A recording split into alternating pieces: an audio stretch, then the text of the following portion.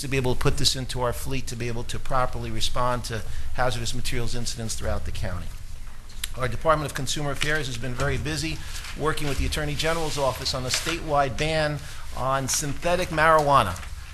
Now, you know, I'm going to date myself a little bit, but I remember a time when you went to the corner candy store or the supermarket, you either bought Bazooka bubble gum or Raisinets.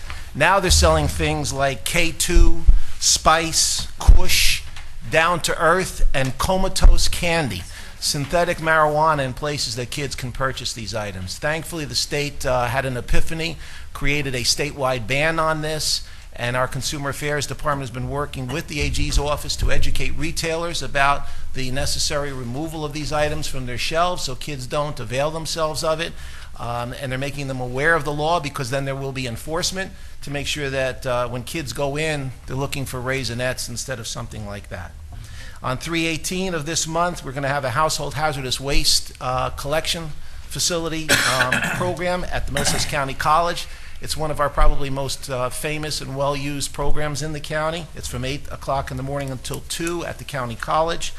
On the 24th, we're going to have a paper shredding event in Old Bridge Municipal Building. If you have any records, personal records or documents that you want to make sure are disposed of properly, they're shredded in a public setting there. They go right through the machine right in front of you.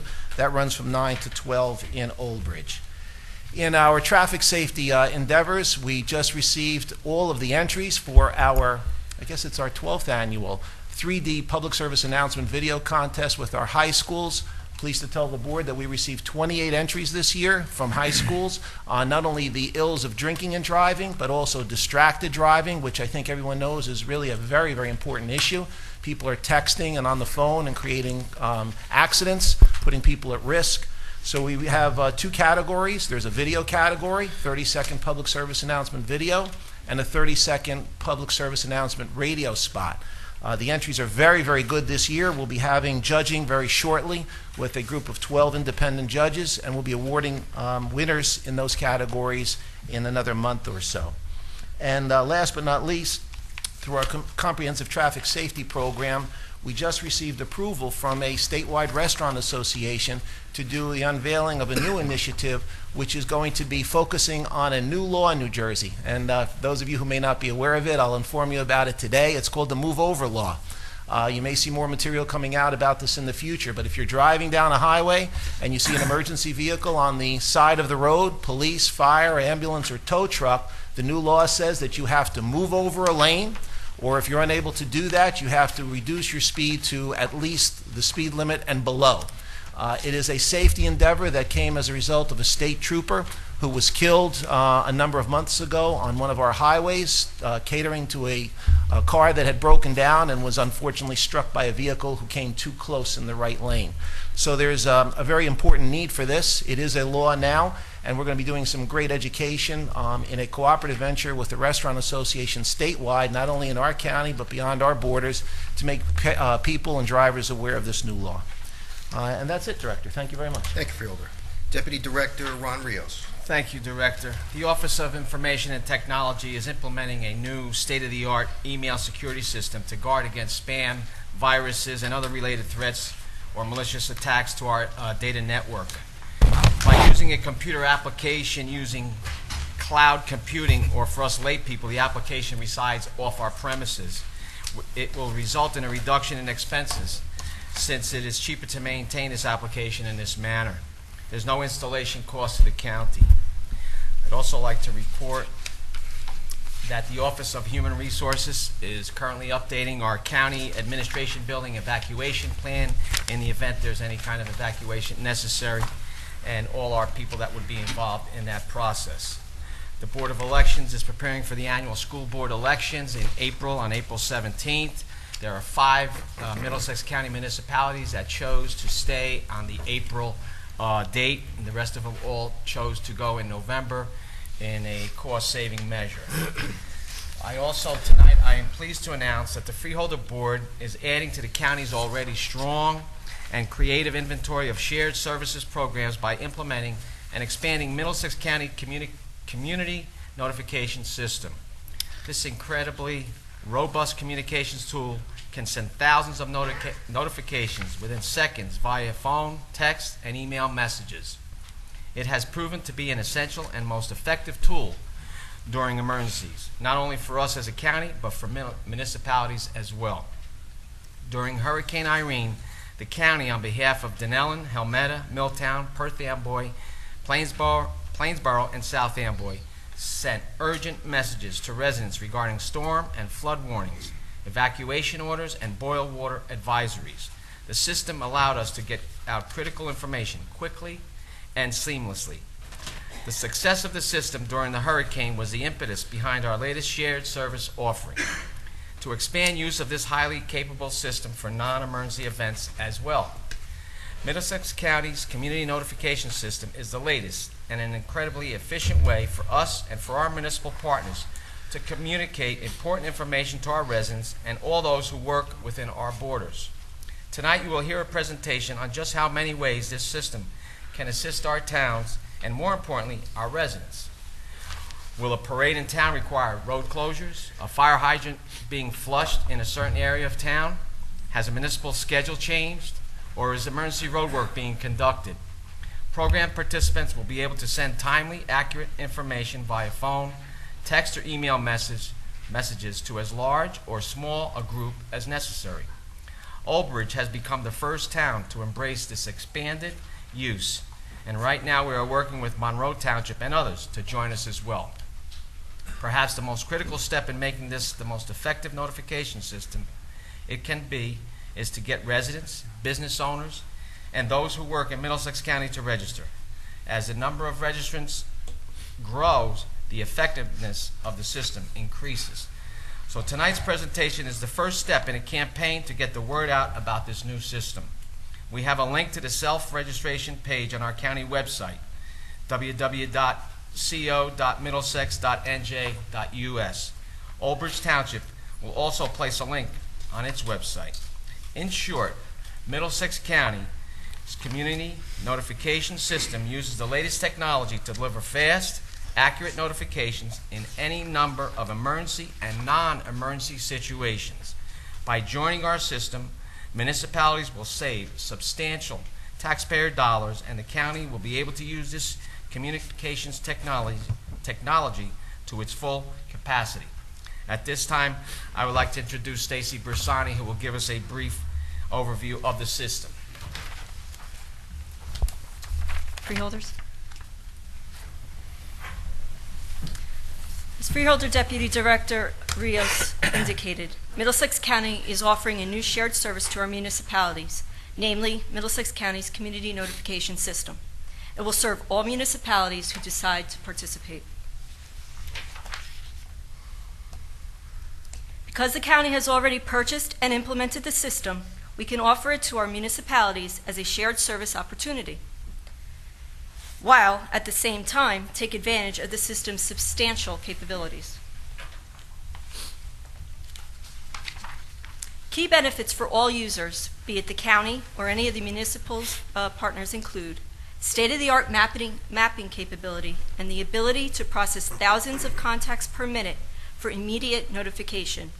Those notifications can be targeted to a specific geographic area because the system uses GIS, or Geographic Information System technology. It is fully supported and backed up to ensure communications readiness at all times and provides a log of all notifications made. One of the key selling points to our communities is that once they sign an agreement to join our system, they have control over their own notifications. They can send notifications to the entire town or just targeted areas, as mentioned before. The system is accessible through the internet from any location, and although the initial rollout is for emergency notifications only, the capacity and capability of this robust system will allow the county and each municipal participant to use the system for non-emergency notifications in due time. That is why the county's community notification system takes on much more significance and can offer an effective and efficient communications tool when news needs to be disseminated to a large number of people in a short period of time.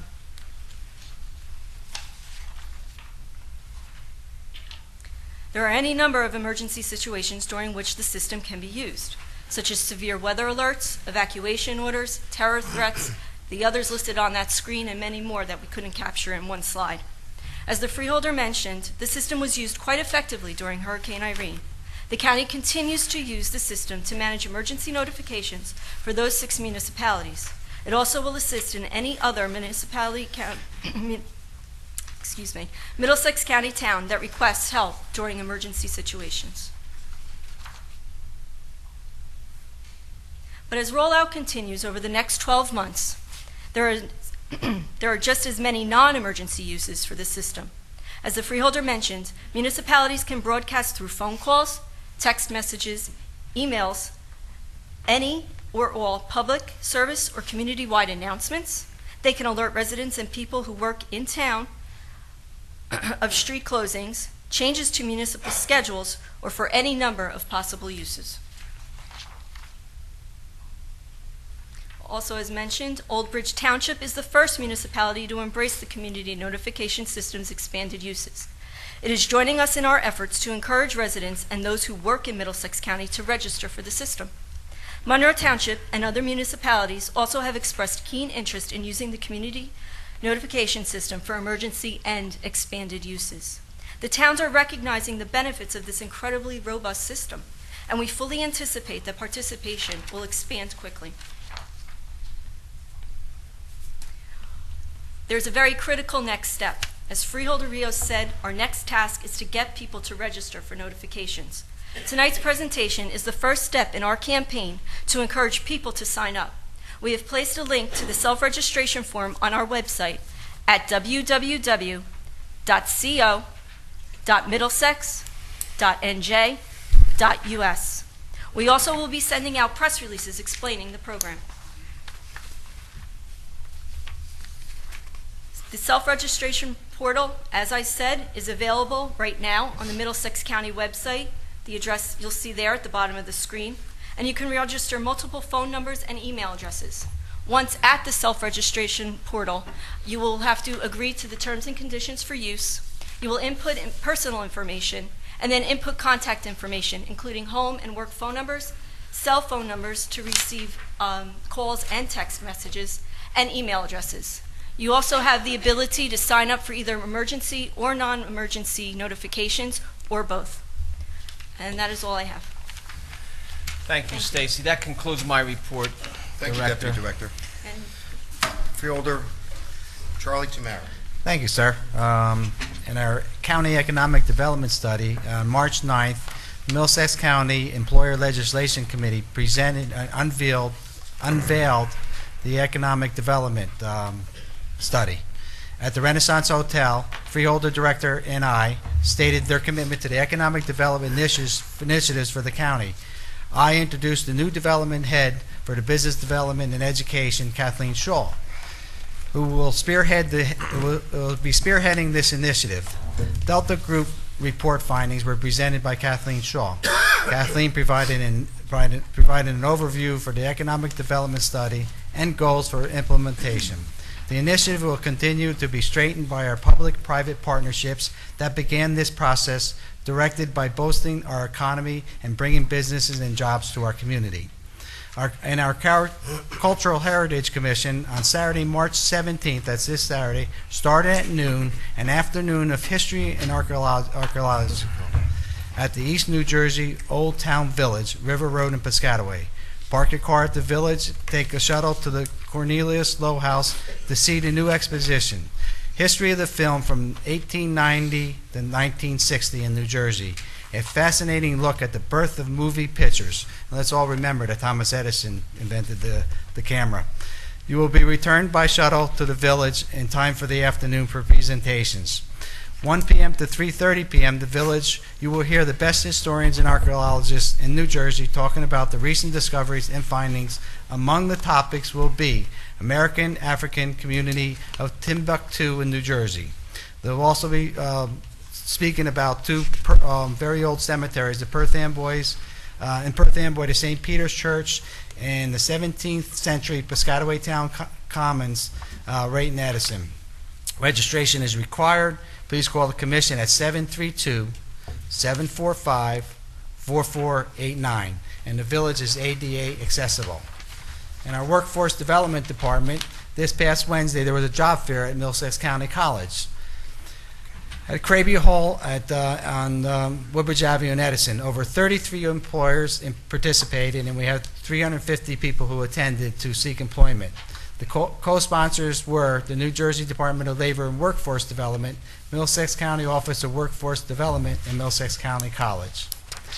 And our extension services, this Monday, March 19th, Congressman Rush Holt and State Senators at 7 a.m. will tour the Cooperative Extension Office and Earth Center, including our bioenergy research plots and other research and demonstration trails conducted at the Earth Center at Davidson Mills Pond Park in South Brunswick. Key local and state architectural leaders will be at hand for question and answers for Rush Holt regarding the environment issues. Thank you. Thank you, Freeholder. Freeholder Blanquita Valente. Thank you, Freeholder Director. Agriculture. From the Department of Community Services, our Office of Human Services, the Division of Addictions and Mental Health Planning is co-sponsoring a conference for male students with Middlesex County College and the Governor's Council on Alcoholism and Drug Abuse on March 23rd. Over 80 young men already have signed up, and they're between the ages of 13 and 17, and attend schools in Piscataway, Carteret, New Brunswick, Perth Amboy, and the County Votex. They will be there. This conference is entitled Boys to Men, How Decisions Made Today, Tomorrow. It includes numerous workshops and will be held on the college campus in Edison. The Human Service Advisory Council has established an ad hoc legislative committee to review pending federal, state, and local legislation and budget issues. This committee plans to reach out to other county advisory groups to collaborate and advocate on related human service issues impacting Middlesex County residents. From the Office of Aging and Disabled Services, the Senior Meal Program, now operating out of the Piscataway Senior Center, will be temporarily relocated to the South Plainfield Senior Center while Piscataway's kitchen undergoes renovation. There will be no disruption in the delivery of meals to any homebound seniors, and congregant meals will still be available to all county seniors over the age of 60 at the South Plainfield location. During May, the office will partner with the state to conduct 5 days of training for newly recruited volunteers for Medicare counseling certification. There is still room in the training, and interested persons can call the office at 732-745-3295 for additional information. The office will be holding their annual 90 birthday bashes this year at the Edison Center on April 26th, the Old Bridge Senior Center on May 2nd, and the South Brunswick Senior Center on May 14th. County residents over the age of 90 are invited to attend with a guest. For more information, please call the County Office of Aging and Disabled Services at 732-745-3295. When we started this, we only had one, but we have so many people in this category that now we have 3 different birthday bashes. From the Office of Transportation, over this past year, MCAT has worked closely with the Township of South Brunswick and the Aging in Place Partnership to promote more passenger transportation services in South Brunswick Township. Their most recent efforts have resulted in greater availability of transit for South Brunswick residents with no direct access to an automobile, such as older persons, the disabled, and teenagers.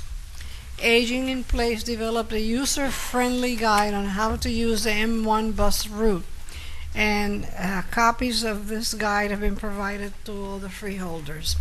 MCAT provided South Brunswick with 3 county vehicles that were slated for auction to use while they await their new vehicles. The county provided $13,000 of casino revenue funds to South Brunswick to help support intra-municipal medical services. The county also restructured the M1 New Brunswick to Jamesburg bus route to enable more access along Route 130 in South Brunswick. Finally, from the Office of the County Clerk, Passport Day USA was held this past Saturday, March 10th, from 10 a.m. to 3 p.m. 41 applications were processed that day. It was their busiest passport day ever, and it really helped to accommodate working family members. And that's the end of my report, Freeholder Thank you. Director. Thank you, Freeholder. Mr. Kelso, any resolutions to be added? There are none. Resolutions to be amended?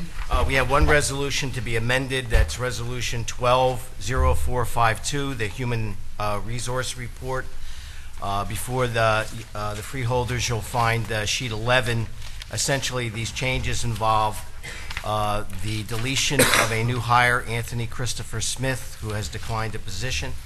And secondly, an add-on with regard to a new hire, Patricia Katura, which is essentially a change from a seasonal to a full-time position. I need a motion to amend Resolution 12-0452, which is the Human Resources Report. So moved. Second. Motion by Deputy Director Rios, seconded by Freeholder Valente. Roll call. Freeholder Barrett Volante. Yes. Freeholder Polos. Yes. Freeholder Rios. Yes. Freeholder Tamaro. Yes. Freeholder Valente. Yes. Freeholder Director Rafano. Yes. Resolutions to be held? Yes, Freeholder Director, we have four resolutions to be held. Resolutions 12-0455, 456, 457, and 458, which will be held for a future meeting. No vote is necessary on that. Resolutions to be voided? We have one resolution to be voided, Resolution 12-0537. Once again, no vote is necessary to list it as voided. Thank you, Mr. Kelso. At this point in time, I'd like to open up to the public a public discussion on any resolutions that appear on the agenda. Any public comment on resolutions on the agenda? And let me just say this, to anybody here to comment on the soil safe application and amendment to our solid waste management plan, this is your opportunity right now. Yes, Mayor? Mayor Dan Freeholder Ryan. Director, Honorable Freeholders, how are you? My name is Dan Ryman. I'm the mayor of the borough of Carteret, and I'm here this evening with quite a few residents of our community. And as you can see from these photos in front of you, these photos were taken of the Cytec site, the old former American Cyanamid property located in our industrial district. Approximately 125 acres of property that operated as an industrial sludge pond from the 1930s until the 1970s. This site was abandoned in the 1970s, but not until after Cytec disposed of over 2 million tons of alum sludge and cyanide. This is the current condition of these 125 acres. I've had the opportunity to serve as mayor for the past 10 years. During that time, we've had multiple redevelopers designated for this site. They've all walked away. In fact, in 1994, Governor Whitman came to Carteret to sign what was called then the Reclamation District Act, in hope of taking sites like this and putting it back to work for the communities, for the environment, and for the economy. And nearly 20 years later, this is the current condition of the site. We've been in negotiations with Soil Safe to redevelop, to encapsulate this site for the past few years. We've had multiple meetings with the DEP and other interested parties. You know, there are those that may be here tonight or that have been in opposition to this project that have said, take another route. Don't operate a Class B recycling facility. In fact, some have said there's an NFA on site, so leave it as it is. And again, look at these photos or visit the site. 2 million tons of alum sludge, of cyanide on site.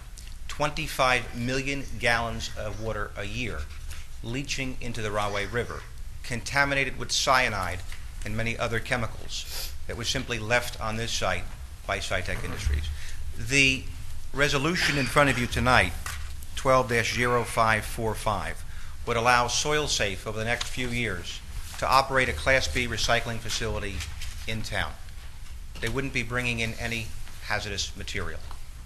They would be bringing in aggregate and stone and other ID 27 product.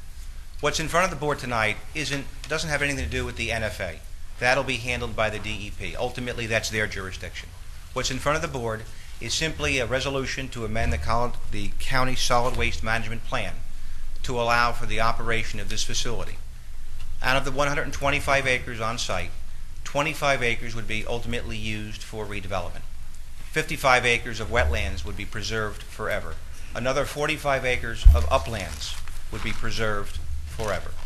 The berms on the site would be reconstructed to ensure that some storm or high tide or river event does not destroy these berms and allow 2 million tons of sludge to make their way into the Rahway River. So I ask that the board look at this favorably and to vote responsibly to ensure not only that we cap this site, to ensure that we protect the environment, put people back to work, and finally put this property to use in the borough of Carteret. Thank you.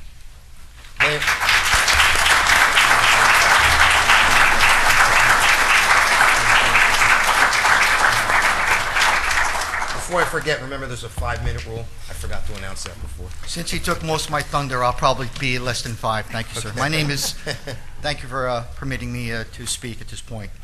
My name is Vincent Bellino. I'm a councilman in Carteret, and I represent the interest of the constituents of Carteret. As you've already heard from the mayor, very eloquently describing the area that we want to get remediated.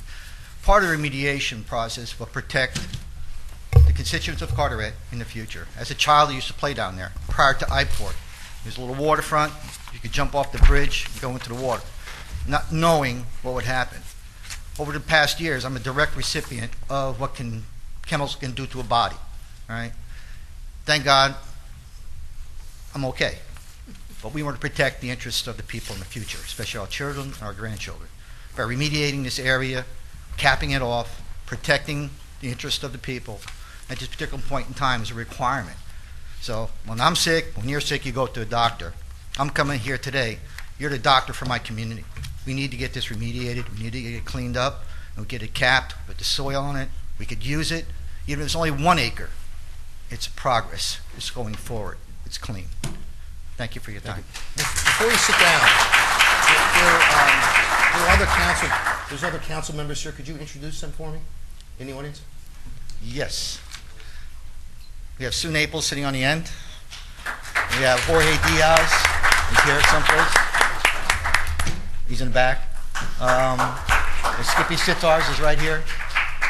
And we have, that's it, right? We got them all? That's it. Thank you. That's it. Okay. Thank you.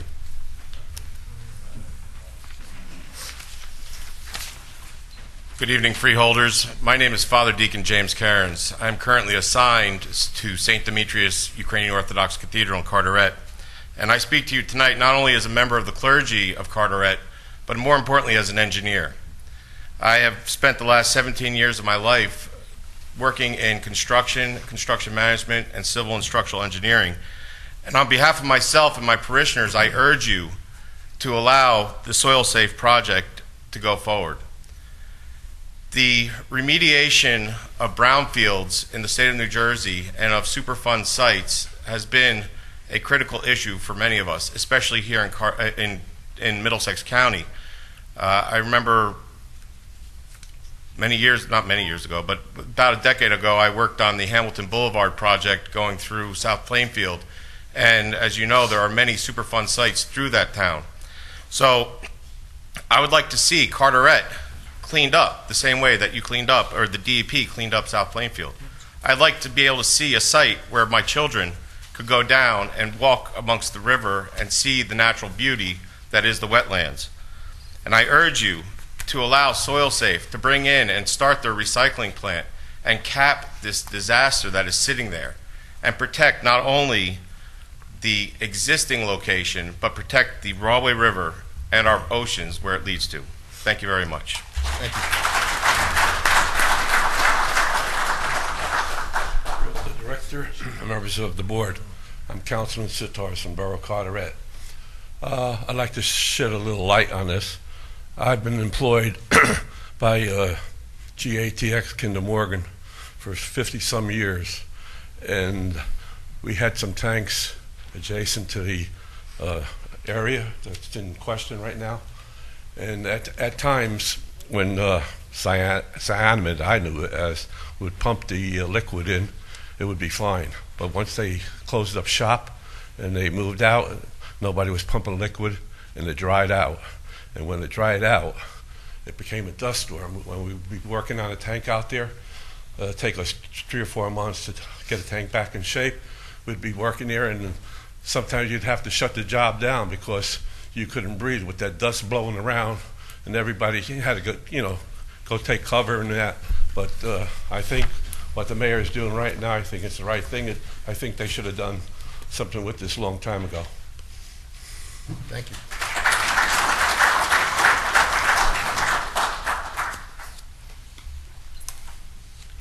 The Honorable Director, my name is Professor Olu Onofowora. I'm a professor of economics. I come here tonight to appeal to you all to kindly support the initiative of this soil safe. It is very critical to our people in Kararet, as a matter of fact in the whole state, to have this approval. The integrity of the environment is very important. It depends on your approval of this initiative. We are very concerned about the whole issue. That is why I'm here tonight to please appeal to all of you to kindly approve this laudable initiative. Thank you very much.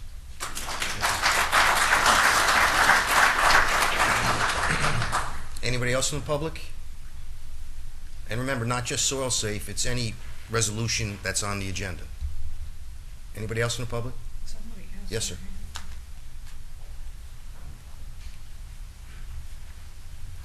Good evening, everyone. My name is Andrew Voris. I'm representing the New Jersey Conservation Foundation this evening. How many people here from Carteret? Very good. I grew up in Rahway. 21 years ago, I founded the Rahway River Association. I'm speaking along with several other environmental groups in opposition to this project, and I'd like everyone to hear why. And I think it's great that you guys are here because I don't know if you've heard both sides of the story. Since we didn't have the opportunity to meet with any of you the night of the public hearing last week, I'm glad that everyone or most people are here tonight. Basically, we're very concerned about the disparity between the representations that Soil Safe has made to the county and the representations they've made to New Jersey DEP. Soil Safe, in their application, makes no mention of contaminants other than petroleum-contaminated soils. So, yeah, they do say in their DEP documents that they have requested that their final product that they're going to put down on the ground contain a carcinogen at 150 times residential standards. Their final product, which means the material that's going to be coming in is going to be a lot more than that, and that they would like to base their permit on their operation in South Jersey. If that is the case, then the trucks coming through Carteret are going to be carrying arsenic, beryllium, cadmium, lead, nickel, zinc, PCBs, antimony, barium, copper, thallium, and other, all above regulatory standards to be processed at that site. I don't know if you know that. Soil Safe stated that the county had, Soil Safe stated to the county that no fill volume has been determined for the site yet. But over a year and a half ago, they told New Jersey DEP that if they couldn't bring in a minimum of 2 million tons of fill, the project would probably not be viable, that the volume is a critical commercial issue, that anticipated volumes are critical, and that the proposed development plan will require importation of contaminated materials to the site above what is needed for grading, and that the existing perimeter berm structure has not been designed to withstand the weight of the proposed fill. So while they're saying that no volume has decided, they told DEP a year and a half ago that if it wasn't at least 2 million tons, then the project wasn't going to work. Based on the contour maps of their preliminary grading plan to New Jersey DEP, we've calculated that to achieve the final project that they've provided drawings for would take 4.5 million tons of contaminated soil. I would remind the freeholders of another Class B facility that you've authorized. The JNC Materials operation in Carteret was only permitted by DEP to maintain about 10,000 tons of material on site. Today, for the past 3 years, there's been a pile of 100,000 tons of construction debris sitting on that site for the past 3 years, despite New Jersey DEP orders to desist. and despite Carteret's attempts to stop that project. We're concerned about this Class B designation because of SoilSafe's previous actions in the state. The last time they were applying for a permit like this in South Jersey, they were being kicked off their first New Jersey project under threats of $20,000 in fines, and they settled $120,000 in violations, including accepting unpermitted contaminants, operating without a permit, and failure to maintain data on their emissions.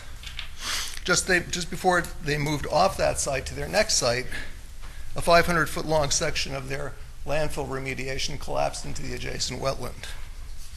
At their second site, SoilSafe told New Jersey DEP and the County Solid Waste Committee that they would use about 1 million tons to remediate a contaminated site, very similar to what they're saying now.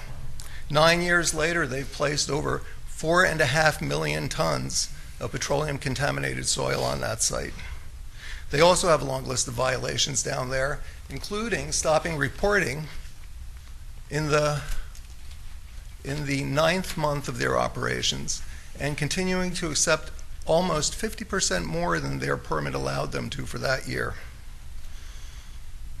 SoilSafe has stated before the Solid Waste Advisory Committee that the no further action letter was based on 10 samples taken over the 125 acres in 1991. That's not true.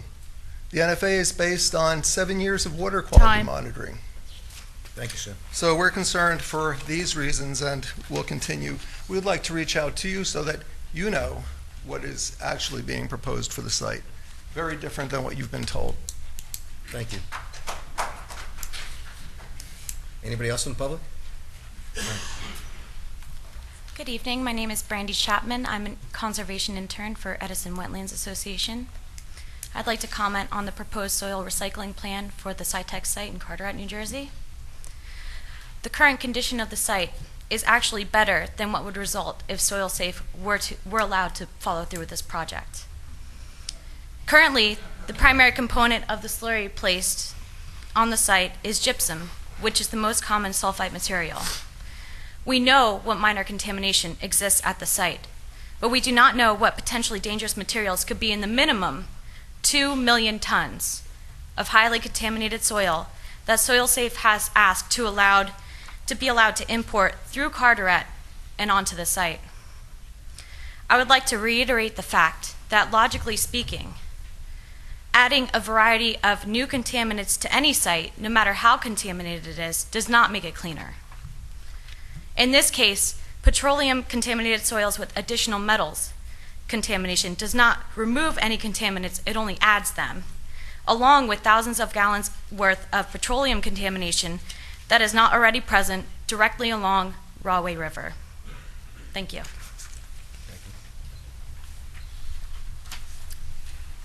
Yes, sir.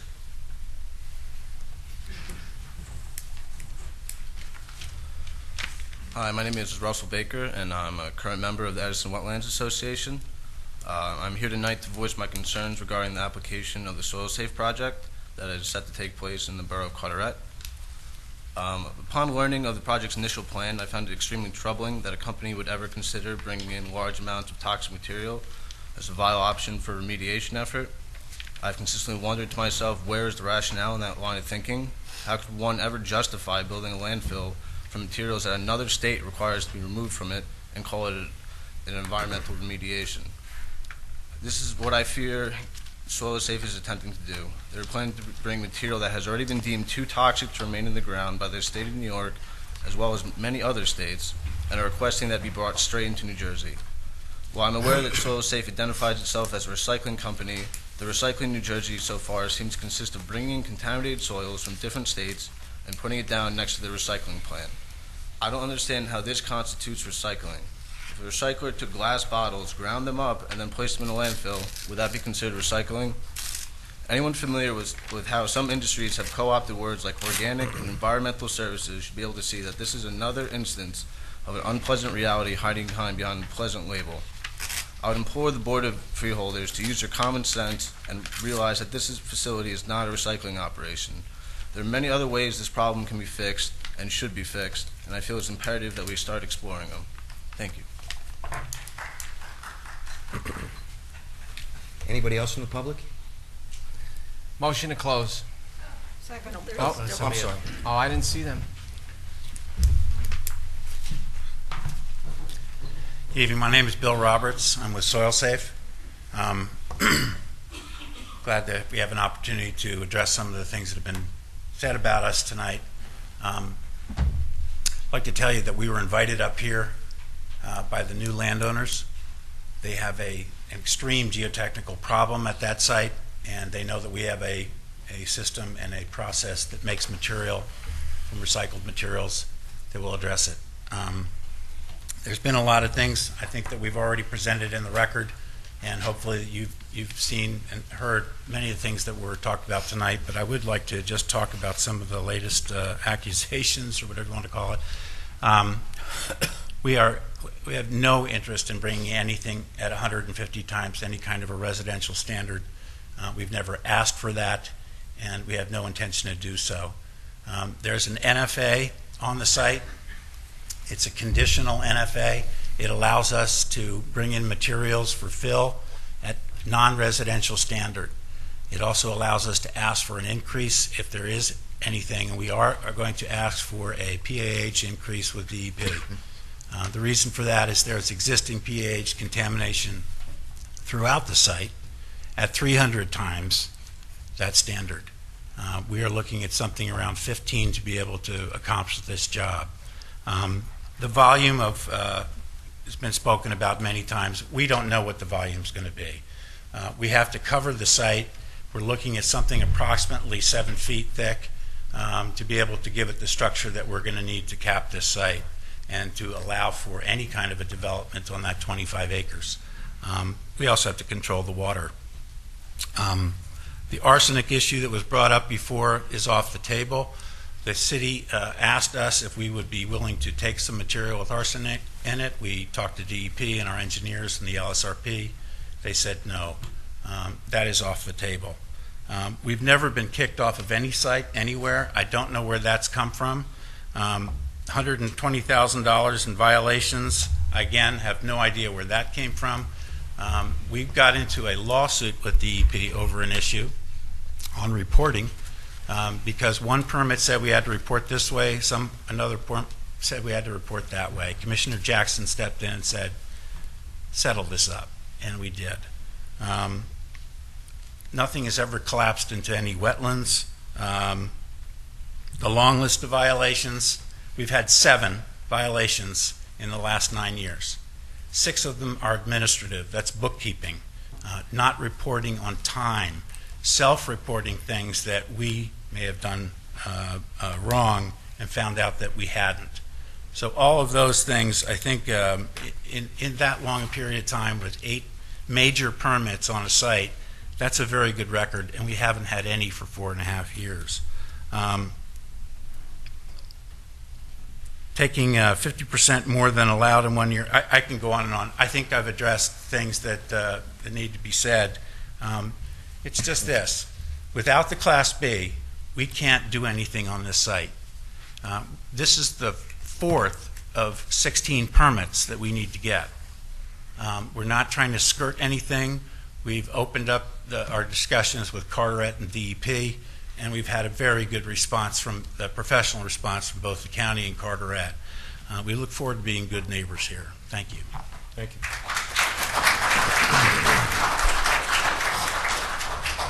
Anybody else in the public? Yes, sir. Thank you very much. My name is Mark Smith. I'm the president of SoilSafe. And look, I'm an engineer, and I've been working in the environmental field for 25 years, my entire career. I came to SoilSafe in late 2005, but before that, I spent 18 years cleaning up contaminated sites all across the country. I've worked on 20 different Superfund sites myself. I was the guy out in the moon suit doing all the work, and I'd love your hazmat truck, sir. That's a good-looking piece of equipment. Good luck with that.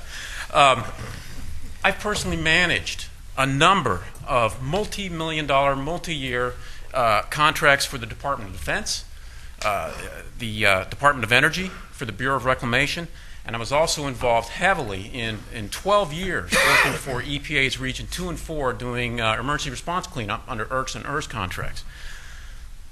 My point is, I can generally recognize when a site needs some environmental attention.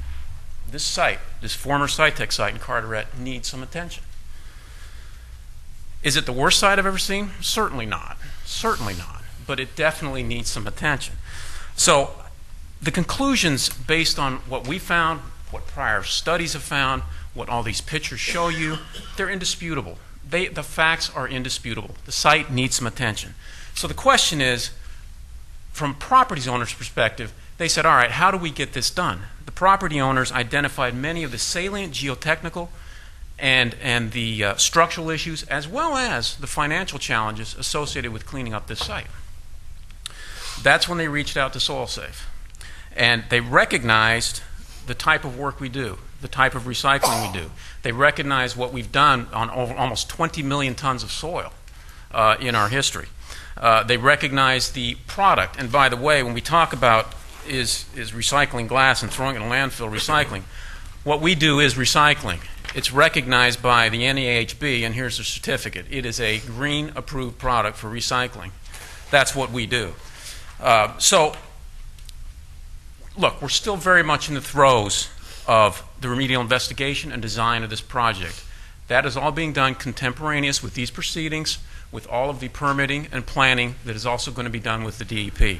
There's still an enormous amount of work to do. However, it's our collective hope, freeholders, that you approve this plan inclusion application so we can complete that remedial investigation design, move forward with the state permitting process, and ultimately address the site in concert with the resource recovery goals and application of recycling solutions to these particular environmental challenges. Thank you very much. Thank you.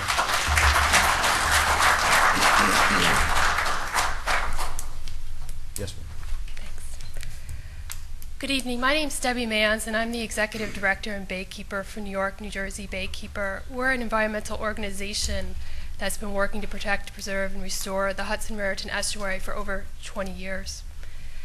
We've already spoken on the record twice about the numerous deficiencies in the SoilSafe application, and we've submitted those documents to the freeholders as well. If this were truly a Class B recycling facility, then the material coming on site would be source separated per the regulations. It's unclear the amount of waste being generated, its ultimate disposal. Stormwater is not addressed in the application that's available to the public. There's been flaws in the public notice of the meetings, and there's no identification of a market for the material outside of just dumping it onto the site itself, which is also another requirement for a Class B recycling facility. This is not a Class B recycling facility. And this is also not a cleanup plan. This proposal will not fully address groundwater contamination to the Rahway River because it actually does not address groundwater exchange below what the proposed cap would be and the river. If you were doing that, you would install a slurry wall, and you would prevent groundwater exchange between the river and the groundwater on the site. And you'd also have additional groundwater monitoring. That's not being proposed in any of the documents that's been before the DEP. That's not the subject of this application, but it's been brought up by some of the other presenters here, so I wanted to address it. DEP documents that SoilSafe has submitted show that they need to import at least 2 million tons of contaminated material with heights 30 to 40 feet to make this a viable project. That's what I know. That's what's on the record with DEP. This has become more than an environmental issue. This has been becoming an issue about good government. The application was not available for review without an OPRA request. None of the freeholders were at the public hearing last week. We had lots of testimony. My other colleagues who could not be here tonight also provided testimony. We have sent to the freeholders material that lists all our concerns. We sent this a couple weeks ago. I hope you had the opportunity to review it. We also included documentation from the New Jersey DEP that documents all the violations, so you could read yourself about those violations. So it's unclear whether or when deliberation on this decision has occurred. This process has not been transparent, It has not been open, and it certainly hasn't been about protecting the environment.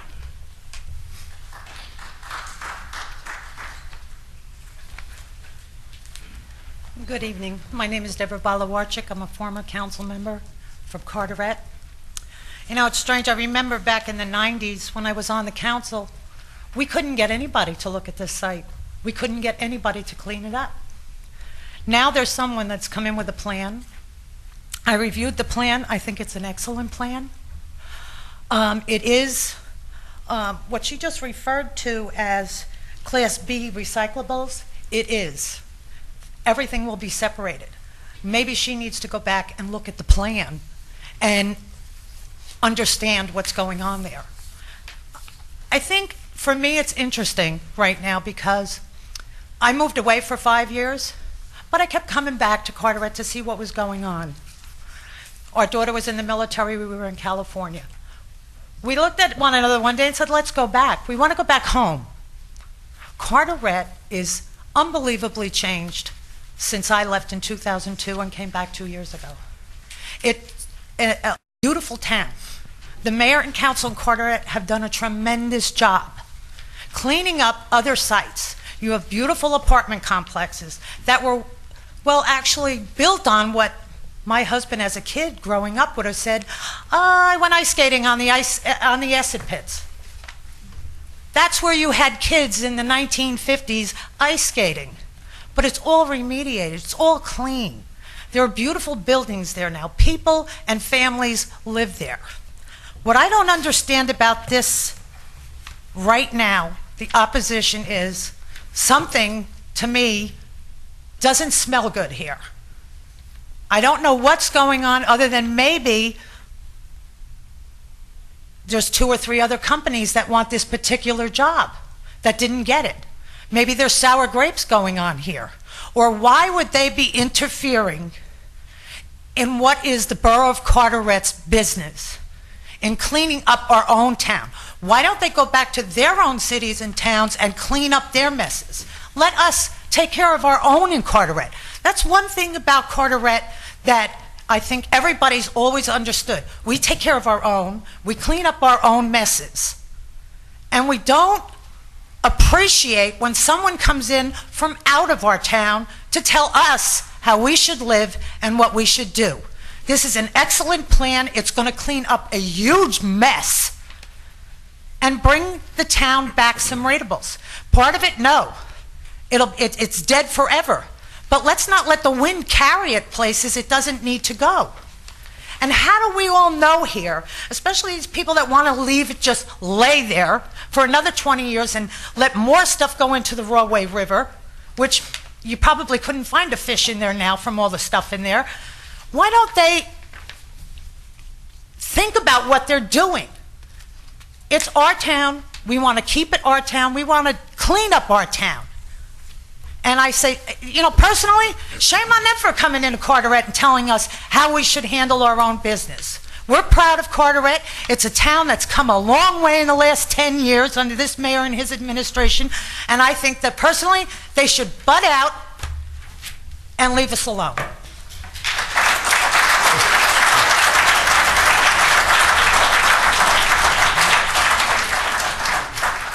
Good evening. My name is Dr. Lamont Repollet. I'm the principal of Carteret High School. Based on the nature of my profession, I have a vested interest in the health and future of our town's youth. The area in question, we all see the pictures, in its present state pose an untold safety risk to my students. My students, raise your hand, please. And to every resident of the borough of Carteret. Additionally, one need only to look at the images presented here tonight and see and understand the damages that has been done and still threatens to do to our community and our environment. This remediation project is vital to our health as a community and is important to be decided, and is too important to be decided by special interest groups. For our town and for our future, please approve this application, and thank you for the time.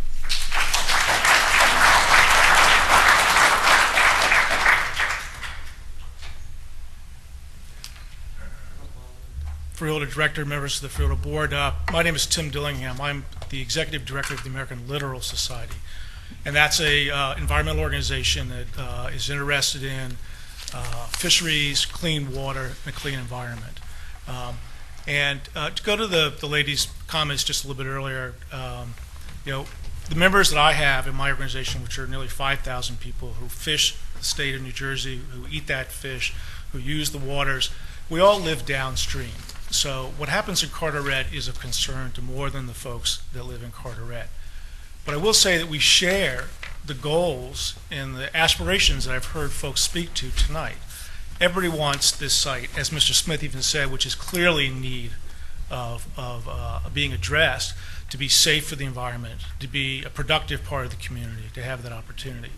But I'll tell you, after 25 years of being in the world of environmental issues, that those goals are often not sufficient to ensure that the outcomes are the ones that you want them to be.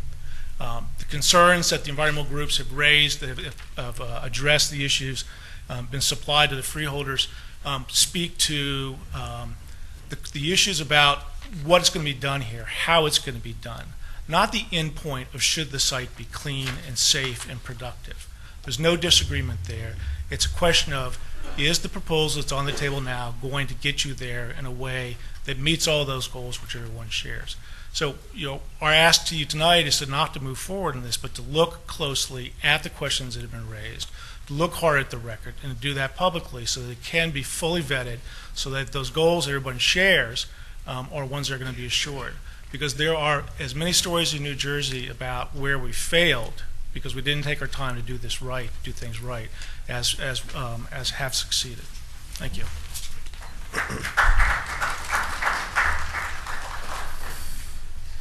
Anybody else in the public? Yes. Councilman. Thank you, Director. Ladies and gentlemen, my name is Jorge Diaz. I serve as the Council President for the Borough of Carteret.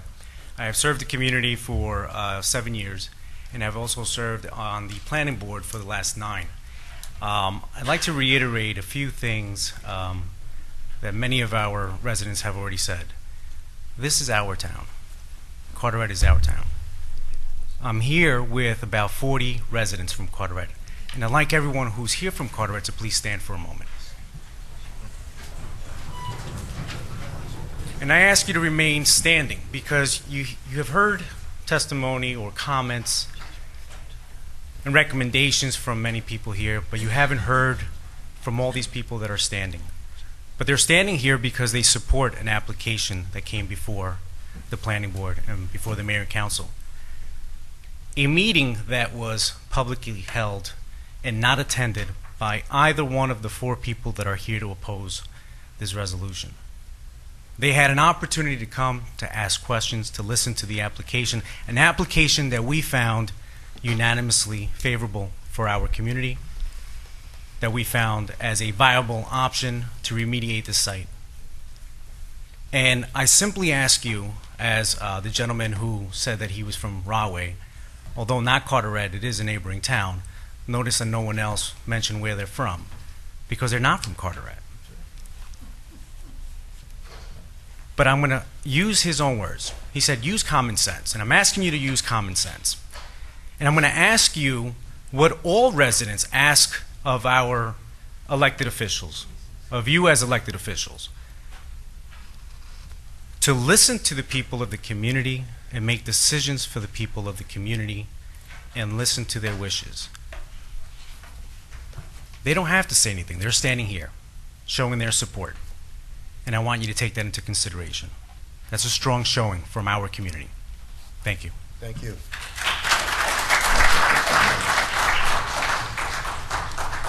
Anybody else? Good evening, Freeholders. I'm Michael Sika. You know, I always find it interesting when an individual has to ask people to raise their hand if they're from Carteret. That just means that they've never been there. They haven't been there for 4 decades, while this site has stood polluted and contaminated, and unchecked, unremediated sludge and alum has flowed into the Rahway River. They talk about goals. We all share the same goals. I don't know these people. I'm a lifelong Carteret resident. I've never seen one of them. I've never seen a single idea to deal with the remediation of this site. They don't share our goals. They don't know this site because they've never been to Carteret with an idea that will promote the capping and the remediation of this site. A heavy industrial site. This will never be residential. It is never planned to be residential. Down the line, if this is successful, a very small portion of this property will be used potentially for a light industrial use. I'm a member of the SWAC committee for Carteret.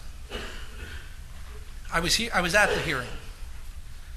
I was shocked by the fact that the people who got up and talked traded on falsehoods to instill fear in the SWAC members. They have worked to trade on falsehoods to instill fear in the people of Carteret. But we're not afraid of their falsehoods. We know what we have at that site. Not a single one of them is from Carteret.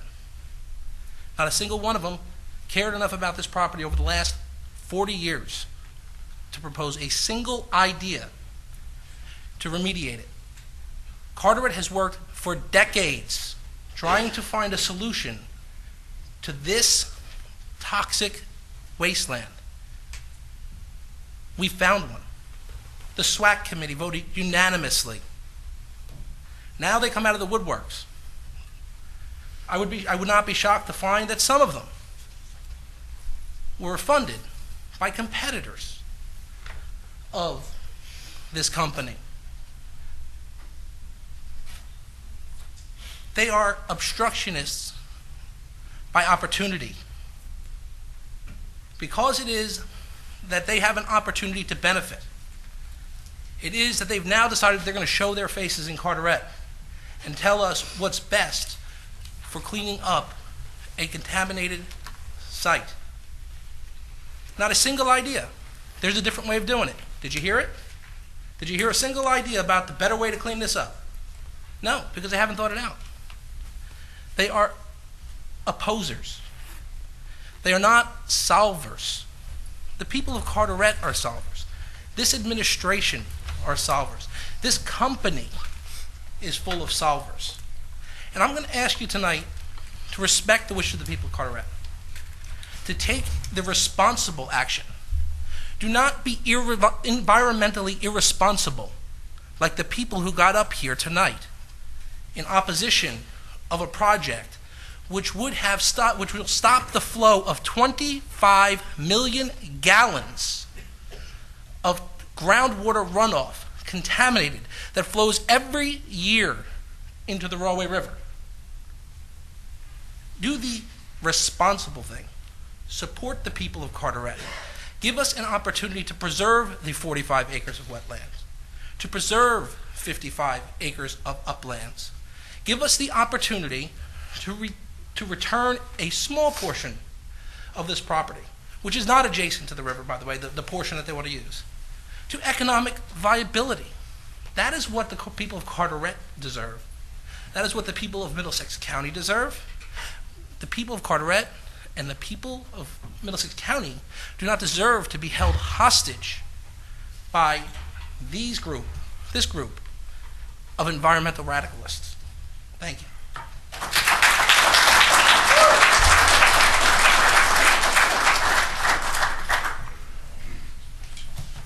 Good evening.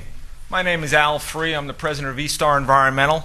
I'm a professional engineer in the state of New Jersey, and I'm the licensed site remediation professional who's been hired by the property owners to ensure that this property gets cleaned up.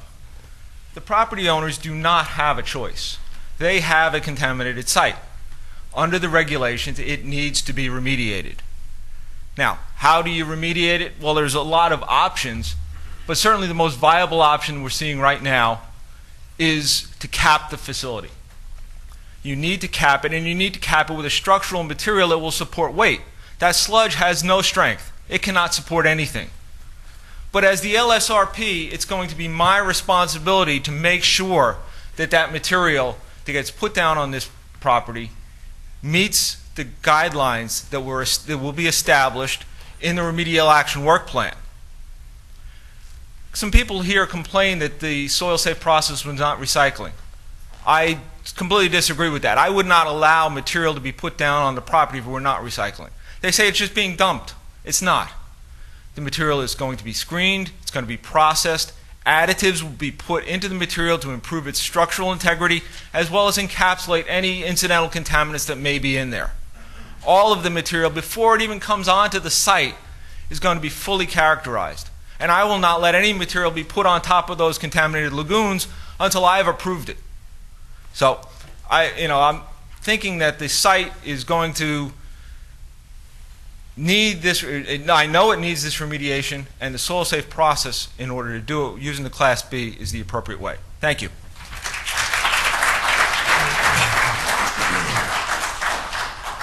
Mr. Director and members, my name is Bob Smith. I'm a licensed attorney in the state of New Jersey, and I am the attorney for Soil Safe and Rawway Arch, and I'm proud of it.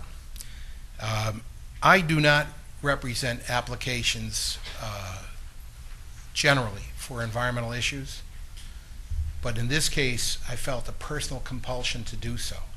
When I looked at the history of this site, the years of neglect, the fact that you have one of the most contaminated sites in the state of New Jersey that was improperly issued a no further action letter by the DEP. This is as bad as the Ford contamination in Ringwood, New Jersey that also received an NFA. This is a dirty, filthy site that needs to be cleaned up. In terms of process, I represented Soil Safe in its site plan application in Carteret. Carteret was very, very careful in what they approved. This is Soil Safe is coming in for somewhere between 3 and 5 years to remediate the site, and then they're leaving. The property owners are not the owners who contaminated the site. They're not SciTech, they're not American Cyanamid. They're trying to be responsible with their property and get it cleaned up. In terms of the process, after site plan approval, we then went to the Solid Waste Advisory Committee of Middlesex County, where we received an enthusiastic endorsement, 18-0 vote. The representatives from all over Middlesex County felt that this Class B facility was most appropriate and a plus for Carteret and for Middlesex County. Now, lest you have any concerns about the environmental issues, it's really not a freeholder decision. It's a DEP decision. All your action tonight would do is permit this application to go to the DEP for review. And they're going to decide whether this is appropriate for the environment or not. That's how the process works. You heard Mr. Free, what he forgot to mention are the hundreds of sites that he's worked to remediate and the thousands of hours he's had as an LSRP. And in this state, if you don't do the right thing as a licensed site remediation professional, you lose your license. And I have no fear after seeing him testify and seeing his credentials that he's not going to supervise this in a magnificent way. You heard some comments about Soil Safe having some, quote, administrative violations. In New Jersey, that happens. They have not had violations in the last 4.5 years, and the violations before were paperwork. They are now doing Logan Township under the jurisdiction of the DEP and other sites around the country. This is a good, solid company. You've heard from the environmentalists that ID27, that's the name of the soil, it has PAHs, polyaromatic hydrocarbons, is somehow an unusual capping medium. That is not true. It is a recognized capping medium. It is routinely used as a cap, and at the end of the process, the cap has to meet the New Jersey Department of Environmental Protection industrial standards, so the site can be used for warehousing or whatever. So there, you have an actual guarantee and a watchdog to make sure that this is going to result in a much better condition of the property. Mayor's not wrong. You know, having a few ratables is not a bad thing for the borough of Carteret. Cleaning up this site and now not allowing these bathtubs filled with cyanide waste to continue is not a bad thing. Preventing 25 million gallons of cyanide contaminated waste leaking into the groundwater of Middlesex County is not a bad thing. This is a damn good application. Not a good application, it's a damn good application. Now, what is it that, at the end of the day, what is really the environmental concern? If the environmentalists, and I love them dearly, I meet with these people almost every week in another venue. If they had their druthers, they would like to see perfectly clean soil going into this site to be incorporated in this cement cap. The problem with that is there is no way economically that that can ever happen. All right, you are taking ID 27, and there is value to having a proper disposal of it, and you're incorporating it in a soil cement, and that makes the project economically viable, and it caps the site, prevents the 25 million gallons from going through the site, and really does a great job. So I don't want to say that my environmental friends have any other agenda other than they're a little misguided on this one. The perfect should not be the enemy of the good. The Borough of Carteret believes this is in its best interest. You've heard testimony from the company that's going to clean up the site that they do this right. This is a good project for Middlesex County, and I hope you will endorse it tonight.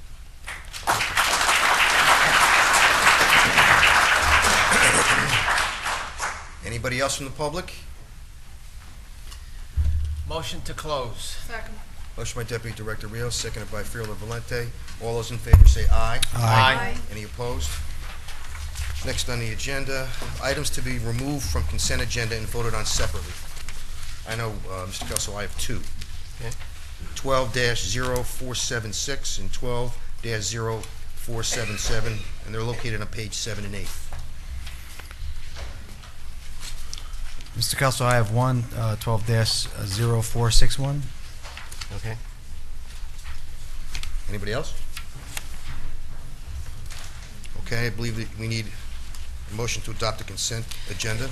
Yes, Freeholder Director, a motion would then be in order to adopt the consent agenda consisting of resolution numbers 12-0449 through 12-0553, excluding resolutions 12-0455, 0456, 0457, and 0458 to be held, Resolution 12-0537 to be voided, and resolutions 12-0476 and 0477, and finally 0461 to be voted upon separately. I need a motion. So moved. Second. Motion by Deputy Director Rios, seconded by Freeholder Valente.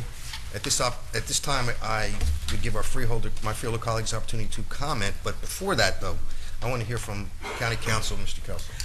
Yes, just briefly, freeholders, with regard to the soil safe application, you do have before you, and I know it was provided to you previously, the record of the complete application process that was provided initially through the SWAC application process, which culminated in the public hearing, which was held March the 7th, 2012. We provided that to you along with, as you know, the transcript of the proceedings, along with the proposed plan amendment itself. We have provided to you as well a memorandum from my office just briefly outlining to you the process that's involved in approving a plan amendment together with the substance of the facts associated with this particular application, which involves the letters of support not only from Mayor Ryman of Carteret, but also the Mayor of Logan Township with regard to his experience with regard to this application. I would point out to you, I think, of particular note is the memorandum that's provided to you from the Office of Solid Waste Management, which is dated March 13th, 2012. If you'll note on page 2 of that memorandum, and this is typical with regard to applications for plan amendment where public hearings are involved, the Division of Solid Waste Management has a responsibility to review not only the application in chief, but also the public comments that are provided either in support or in opposition to an application, as well as submissions that may be received post-public hearing, because there is a period of time in which it is permitted to have additional submissions in writing, either in support or against an application. And I want to point out to you with regard to this particular application, the Division of Solid Waste Management has provided to you this memorandum, which identified essentially 16 areas where there were objections that were raised, some of which were reiterated this evening, some having to do with what were referred to as procedural defects, others with regard to what we refer to as fatal flaws. There were some characterizations with regard to how the application was processed, what the application actually involved, whether there was a source identified as to the ultimate destination, things of that nature, All of that was vetted by the Division of Solid Waste Management and incorporated into this memorandum to you. Of significance, and the reason I point that out to you is you'll also note that the Division of Solid Waste Management has responded and addressed each one of those objections, which again, you've heard some again this evening, to their satisfaction. There was an answer to all of those issues, and you'll see them in this memorandum, particularly, for example, what we refer to as procedural defects. That is not the case. All the public hearing notices that were required, both of the applicant as well as solid waste management, were complied with. I think it's of consequence for the freeholders to realize that, in fact, those responses were, in each case, appropriately addressed. I would finally point out to you that one of the items that the Division of Solid Waste Management recommended was a condition associated with the plan amendment, which we have incorporated in my office to the plan amendment itself, and it simply is language which recognizes, and I'll read it to you, recognizing what this application actually involves as a Class B recycling facility. And that language is that as follows: the applicant proposes to accept petroleum-contaminated soil, concrete, asphalt, brick, and block, and will recycle these materials on-site into engineered fill to cap and reclaim 85 acres of the 124.6 acre site in Carteret. The sole end market for the recycled products will be for in-house, on-site remediation and capping. None of the recycled products will be exported off-site. It was recommended that language specifically be included in the plan amendment, and we have done so based upon that recommendation. So again, pointing out to you the complete record that you've had, that's before you, that was provided to you previously, as well as specific responses and areas that were addressed by solid waste management to their satisfaction, which gives rise to their recommendation of approval. Any freeholder have any comment to make on that resolution prior to me calling roll call? I would just like to comment, Director, as liaison to SWAC. Let me just start off by making one comment. We've had a lot of input from some of the environmental groups, some of whom are in Middlesex County, some who may not live in Middlesex County, but certainly they've put a lot of time and effort in to review the application. And I can understand from those of you who are here tonight in support of the application, your concern about those comments and perhaps even your objection to some of those comments. Let me just say this, though, to put things in context. I think as a county board, over the years, we've gotten very valuable input from environmental groups who have reviewed applications. I think that in a process of regulatory enforcement and in applications, it's actually very valuable when you have groups such as some of those who are represented here tonight who do review applications, who do provide input. We don't necessarily always have to agree with that input, but it's always nice to have additional eyes looking at these applications. And in many occasions, there have been points that have been raised by environmental groups on other applications that have been very valuable and have been taken into consideration by this board.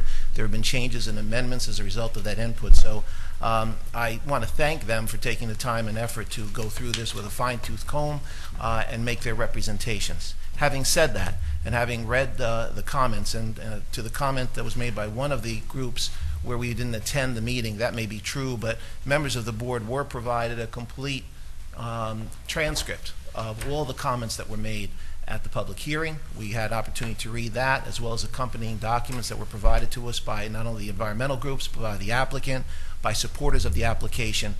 So suffice to say that we've had a lot of information to take into consideration as a board.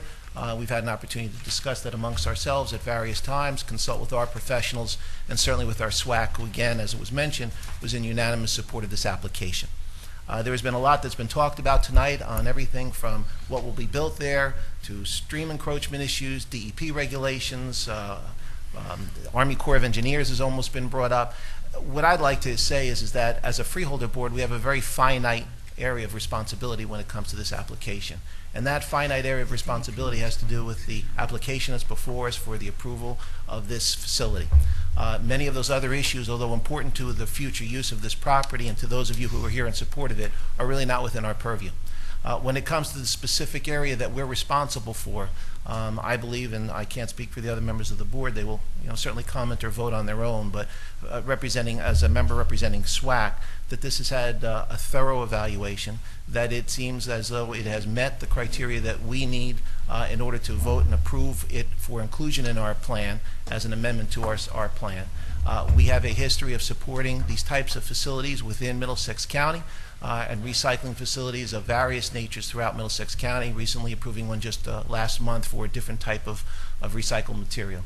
So it falls within the philosophy and our plan within Middlesex County to create these opportunities. The other value to Carteret has certainly been made clear, and that will certainly be, I think, a collateral benefit as a result of this facility being created. But again, our focus as a board is focused on the merits of the application as a Class B facility, whether it meets our site plan, I should say our plan criteria, and it certainly has done that. And for that, I plan to give it support tonight. The benefits that come as a result of that for the facility and for the site and all the things that have been mentioned from the mayor and all of you who are here tonight, I can say that we wish you the best because we would love to see this site improved. We would love to see this site be able to become something that could be a benefit to Carteret and therefore to the entire county of Middlesex. But again, that's an after-the-fact issue, and our focus tonight clearly is on this application and the merits of that, and for that I give it support. Thank you, Freehold. Anybody else? I'd like to make just a few comments before I call the vote. First of all, what is extremely compelling to me is the support that is from the borough of Carteret, from the mayor, from the elected council people, and certainly by all the people that are here today supporting Soil Safe and their request to be added to our solid waste management plan. Clearly that is compelling for me, and I'm sure for the members of this board of chosen freeholders. The application has received site plan approval by the Carteret Planning Board. The applicant submitted their application with the Solid Waste Advisory Council. That council has deemed that application complete. They actually had the applicant in, asked questions, concerns they had. They were satisfied, and unanimous recommendation was, a vote was taken to recommend that they be included in our plan. We set a public hearing down for input from the public. Questions were raised at that time, and answers were given. So what we have to decide today is whether to vote to amend our plan. We have an inclusion criteria that we follow. They have met that inclusion criteria. And let us not forget that there are many steps ahead. The next step would be with the NJDEP, who will have a substantial environmental review and oversight. Based upon everything I've read, I've heard, I'm going to vote for it, and I encourage my Freehold colleagues to vote for it. Okay, roll call. Freeholder Barrett Belante. Yes. Freeholder Polos. Yes. Freeholder Rios. If I may just add some comments, Sure. Director, I'm sorry. I feel compelled to let everyone know. I live in Carteret, and I certainly would like to see this property remediated. I've been on the Borough Council back in the early 80s, and then again in 2001 I started my term in the Borough of Carteret as Council President. And I just feel that it's important to finally clean this up.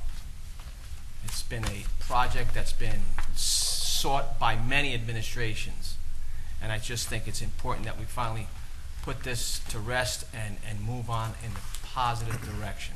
And I vote yes. Freeholder Tamaro. Yes. Freeholder Valenti. Without a doubt, yes. Freeholder Director Rafano. Yes. At this time, Freeholder Director, it would be appropriate to consider the resolution that was excluded by Freeholder Tamaro, and that's Resolution 12-0461. I need a motion. So moved. Second. Motion by Deputy Director Rios, seconded by Freeholder Valente. Roll call. Freeholder Barrett Belante. Yes. Freeholder Polos. Yes. Freeholder Rios. Yes. Freeholder Tamaro. Present not voting? Freeholder Valenti. Yes. Freeholder Director Rafano. Yes. And finally, Freeholder Director, it would be appropriate to consider the two resolutions excluded by you as Director, and that's Resolutions 12-0476 and 0477. I need a motion. So moved. Second. Motion by Deputy Director Rios, seconded by Freeholder Polos. Roll call. Freeholder Barrett Belante. Yes. Freeholder Polos. Yes. Freeholder Rios. Yes. Freeholder Tamaro. Yes. Freeholder Valenti. Yes. Freeholder Director Rafano. Present, not voting. Okay, at this point in time, I'd like to open to the public, public discussion on any item. Anyone from the public who would have any discussion on any item? Motion to close the public portion? Second. Motion by Freeholder Tamaro, seconded by Deputy Director Rios. All those in favor say aye. Aye. Any opposed? Ayes have it. Need a motion to adjourn? So moved. Second. Motion by Deputy Director Rios, seconded by Freeholder Tamara. All those in favor say aye. Aye. Any opposed? Ayes have it. Meeting adjourned. Non-debatable. Non-debatable.